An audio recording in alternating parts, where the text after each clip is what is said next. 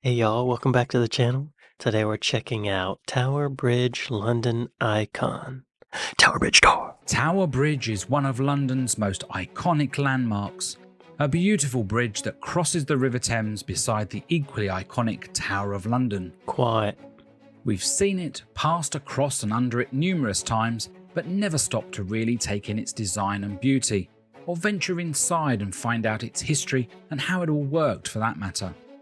Join us today as we explore this fascinating feat of engineering and discover the wonders of Tower Bridge. So I've mentioned it before on this channel, but I've been to London once a long time ago, and I had to run across the Tower Bridge to catch a train. That's my only memory of it. I didn't get to go up into it. I didn't get to appreciate the view from it. It was nighttime. My personal experience with the Tower Bridge is one of anxiety and fear. This will be a different experience for me. Let's check it out. You can book tickets to visit the bridge on this website. It can be very busy, so booking a time slot in advance is a good idea. You need a ticket? You'll enter the bridge at road level in the North Tower, the one nearest the Tower of London.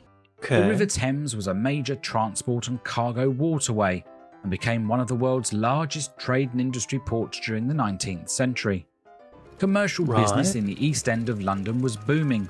Traders and the public demanded a new river crossing downstream of London Bridge to ease the gridlock caused by the rapidly increasing population. Something I learned is that back then, the River Thames had so many eels in it that it became a food. People were eating eels out of the river, and then someone decided to put jelly around the eel. What the f***?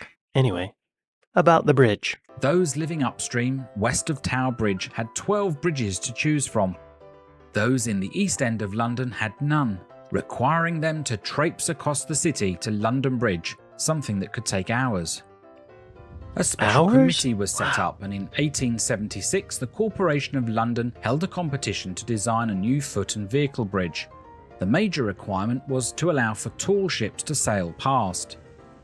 Over 50 designs were submitted and a public consultation was held, but none was suitable. There was much controversy over the new bridge and its design, so it wasn't until 1884, 8 years later, that one was approved. A design for a bascule or seesaw bridge submitted by Sir Horace Jones, the city architect, that he designed in collaboration with John Wolfe Barry. I reacted to a video that the Map Men made, or it was Jay Foreman, about the Tower Bridge. And in that video, he mentioned that although it was designed in the late 1800s, they made it look like it was built 500 years before that, which I think is pretty creative and forward-thinking, even though they were thinking backwards. It's forward-thinking. As we begin our tour inside the North Tower, the exhibits explain the building of the bridge. On the 21st of June 1886, Edward, Prince of Wales, laid the foundation stone. Up to 848 men were employed at any one time to work on its construction. It took 8 years to complete at a cost of over £1.1 million in Victorian money, an enormous amount of money in the 19th century. How much would that be now? 1.1 million in Victorian times. Oh, whoa. 152 million pounds. 24 huge square steel cages were pushed into the riverbed. Brave divers dug out the clay and gravel in dangerous conditions to create a chamber in which concrete could be laid to build the foundations for the two towers. That's a lot of work. Oh my gosh. Over 11 tons of metalwork was produced in Glasgow at William Arrol's steelworks and shipped down to London. This was used to create the framework for the towers and the walkways.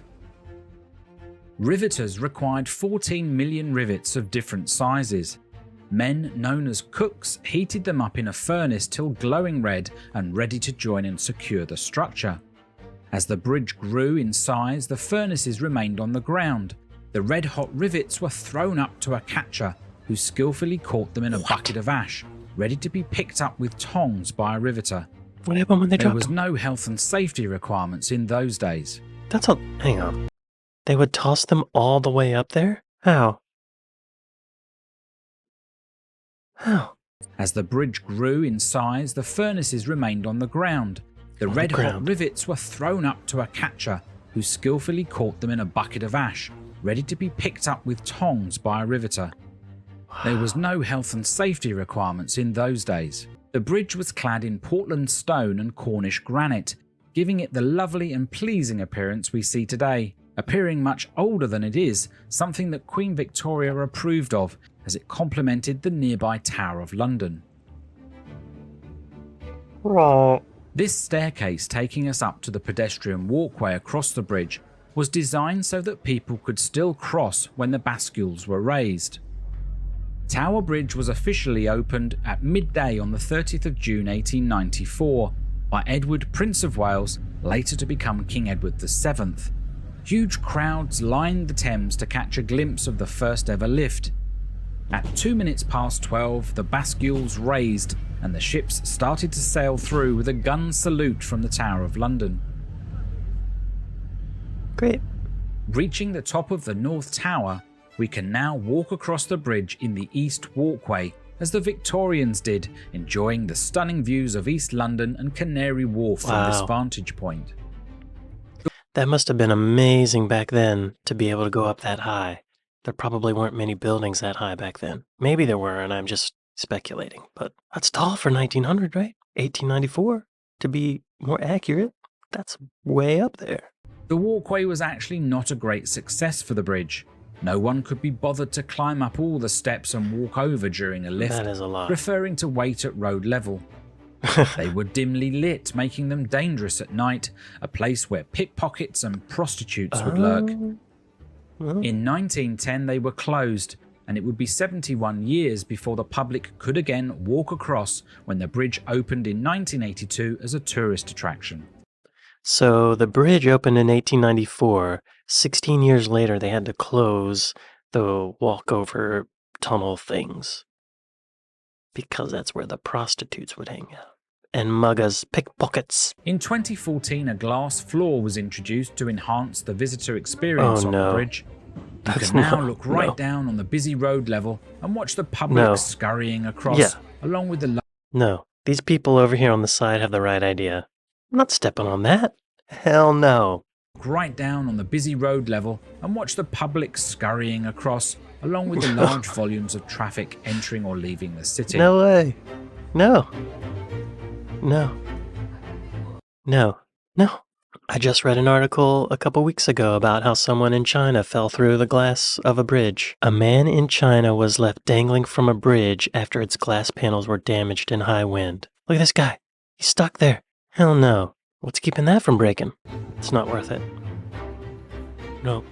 Crossing over onto the West Walkway, we can look down on HMS Belfast moored in the Old Pool of London, where the tall ships would dock and deliver cargo or take on fresh export goods.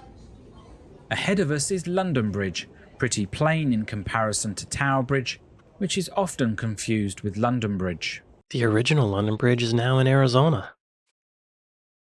Fun fact. To our right is the 1,000-year-old Tower of London, another iconic attraction you might want to visit after touring the bridge.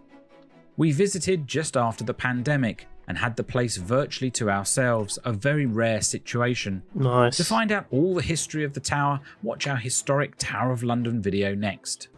The exhibition boards along the walkway also highlight some of the key moments in the life of the bridge. One extraordinary situation occurred in December 19... What's an exhibition board? Is that what he said? I can't understand his accent. The exhibition boards along the walkway... What's an exhibition board? Is that just the walkway on the sides? Is this a dumb question? Oh, it's like a display thing, like a science project. The exhibition boards along the walkway also highlight some of the key moments in the life of the bridge. One extraordinary situation occurred in December 1952 when Albert Gunter was driving his bus across the bridge with 20 passengers on board. He suddenly noticed that the bridge was raising, and it was too late to stop. Hitting the accelerator, the bus jumped the small gap beginning to form and safely landed on the north side. Gunter received a £10 reward. Asked how he would spend it, he said, "A fiver for me and a fiver for the missus." Whoa, this guy Dukes of Hazzarded across the bridge?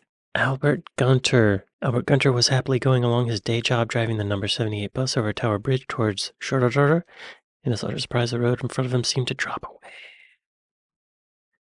Slamming his foot down on the accelerator, Gunter managed to jump the rising bascule.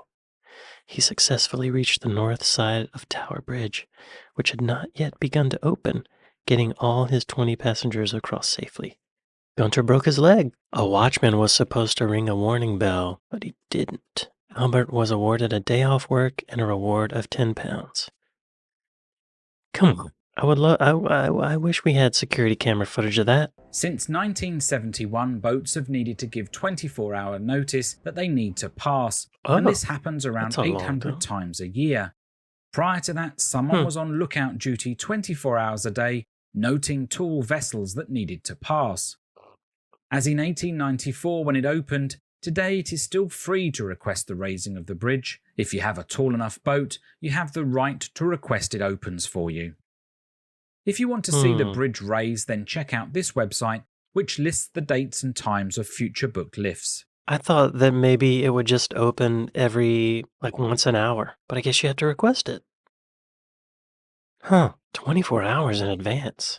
Good to know next time I'm in a boat. Making our way down from the South Tower, we walk across the road bridge to the north side, an entrance to the second part of our tour, where we can find out how the bridge is powered and the people that keep it running like clockwork.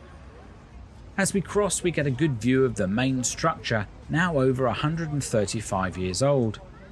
It was originally chocolate brown in colour, but in 1977 it was painted red, white and blue to celebrate Queen Elizabeth II's Silver Jubilee. When the bridge was first built, it was powered by steam. This is one of the coal-fired boilers heating and boiling the water in a chamber around it, creating steam to power the steam pumping engines in the next room. The water had to be continually monitored and levels maintained using the green glass gauges. Stokers shoveled 20 tons of coal per week to keep it running 24/7. 20 tons of coal. The first thing you notice when you enter the steam engine pumping room is the bright colour of the machinery. Sir William Armstrong, one of the world's most successful industrialist engineers, designed the engines, and his family's crest were those colours. He painted his machinery with this distinctive colour so that everyone could identify them as William Armstrong's machine. Arrogance, ego. Come on, William Armstrong, you don't need all that.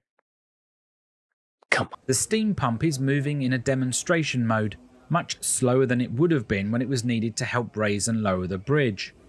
The pistons operate very much like a steam train, powering the water pump, pushing the water under pressure into the accumulators. Okay. Here are two of the 6 accumulators used by the Victorians to hold the pressurized water ready to be used. They are empty now, so rest on the floor.